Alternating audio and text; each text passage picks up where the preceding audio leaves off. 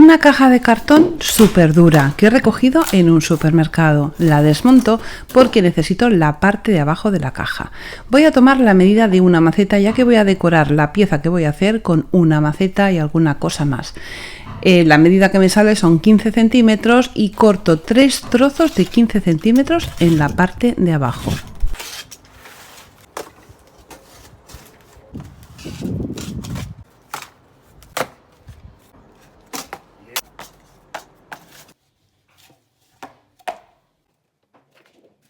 Uno, los 3 trozos con silicona caliente. No voy a poner cola para que el cartón no se humedezca y así no se doble. Fijaros lo grueso que es este cartón, por eso he elegido esta caja. Tiene que ser un cartón que sea muy duro y muy grueso. Los 3 trozos juntos hacen como una especie de mazacote súper duro, que es justo lo que necesito. Añado una caja de frutas que también he recogido en el supermercado y necesito esta madera de aquí abajo, que es la más blandita, porque esta madera podemos recortarla con las tijeras. Voy a quitar las grapas que tiene, que me molestan, para poder acceder a la parte de abajo, y una vez he accedido a ese trozo voy a recortar las zonas que están en medio de las maderas que bajan de forma vertical. Corto con la tijera todos los trozos.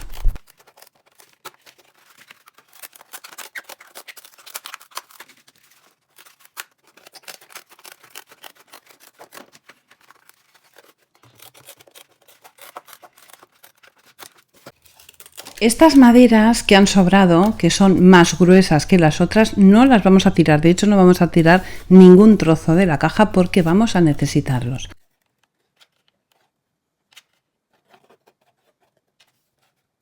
Comienzo a pegar los trozos de madera en la parte superior de la pieza que estoy haciendo, que va a ser una estantería que vamos a poder poner en la pared de una forma tan sencilla que os vais a quedar alucinando.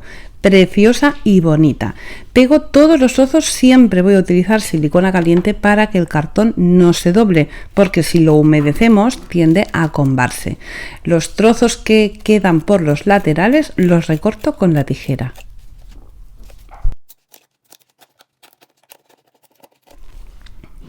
Antes os he dicho que no íbamos a tirar ningún trozo de madera, ¿verdad? ¿Por qué? Porque estos trozos rectangulares, que son más finos y más gruesos, son los que voy a utilizar para forrar el contorno de la estantería. Le voy a quitar estas grapas que son súper sencillas de quitar y voy a pegarlo, como he hecho antes, con silicona.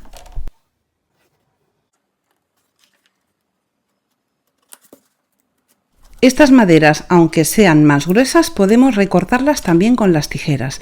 Y para que no nos queden astillas en los contornos, vamos a utilizar una lima de uñas para afinarlo y no clavarnos nada en los dedos. La parte de abajo la voy a forrar con todos los sobrantes que me han quedado de la madera. Y ahora voy a hacer algo especial. Necesito que esta madera pues tenga un color diferente. No me gusta este color tan clarito, pero quiero que se vean las vetas de la madera. Así que pongo un montón de alcohol, pero mucho alcohol y muy poquita pintura. Estoy utilizando un color marrón oscuro. Mezclo muy bien el alcohol con la pintura. Cuando veo que ya tiene cierto color, pero es transparente, le doy a la madera. Esto va a desinfectar la madera y además le va a dar un tono un poco más oscuro, pero vamos a poder ver perfectamente la veta que tiene la madera. Si comparo el color que tenía antes, fijaros cómo ha aumentado la intensidad del color, pero sigo viendo la madera y queda un color precioso. Ahora voy a darle una capa de barniz para proteger todo el trabajo, ya que lo voy a poner en una terraza y necesito que esté protegido porque va a estar a la intemperie.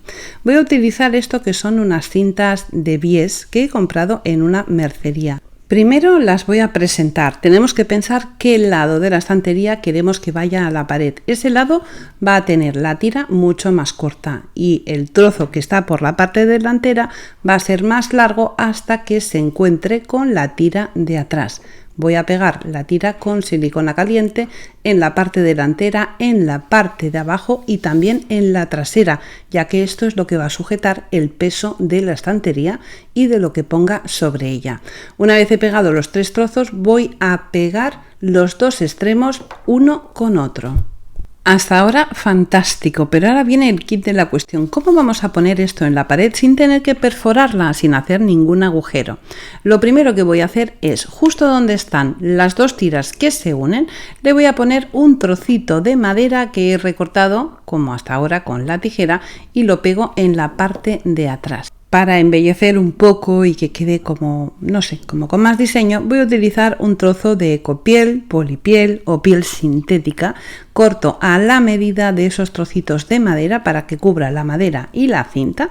Voy a cortar exactamente 2 trozos iguales y una vez los tengo recortados voy a redondear un poquito la esquina porque así va a quedar mucho más bonito y le da un toque, un acabado como más de tienda. Parece que realmente lo hayamos comprado en una tienda y nunca nadie jamás dirá cuando veáis esto acabado que esto una vez fue una caja de cartón y una caja de madera que he recogido en un supermercado.